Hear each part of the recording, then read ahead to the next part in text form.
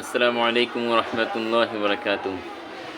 সম্মানিত প্রিয় দর্শক, আমরা শাবান মাসে আছি। তো এই মাসে স্পেসিফিক কিছু আমল যদি বলা হয়, তো এই মাসে বেশি বেশি করে রমজানের জন্য প্রস্তুতি নেওয়ার জন্য বেশি বেশি করে রোজা রাখতে হবে। আমরা শবে বরাত পার করেছি, আমরা যতটুকু পারবো আমরা বেশি বেশি করে রোজা রাখব এবং আল্লাহ তাআলার ভয় মনের ভিতরে রাখব।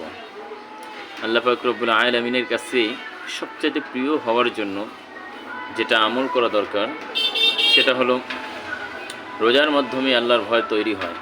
এটা হলো তাকওয়া। আর তাকওয়া যার যত বেশি থাকবে আল্লাহ তাআলার কাছে সবচাইতে সে বেশি প্রিয় এবং আল্লাহর খাস বান্দা হিসাবে আল্লাহর কাছে প্রিয় হতে পারে।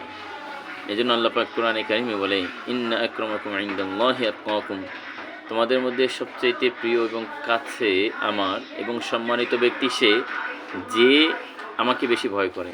তো আমরা শাবান মাসের আমল সম্পর্কে যদি বলি, আল্লাহ তাআলার ভয় আনার জন্য বেশি বেশি রোজা রাখতে হবে, নামাজ কালাম ইত্যাদি জিকির আজকার বেশি বেশি করতে হবে। তো পরবর্তী কোনো ভিডিওতে অন্য কোনো বিষয় নিয়ে কথা হবে ইনশাআল্লাহ।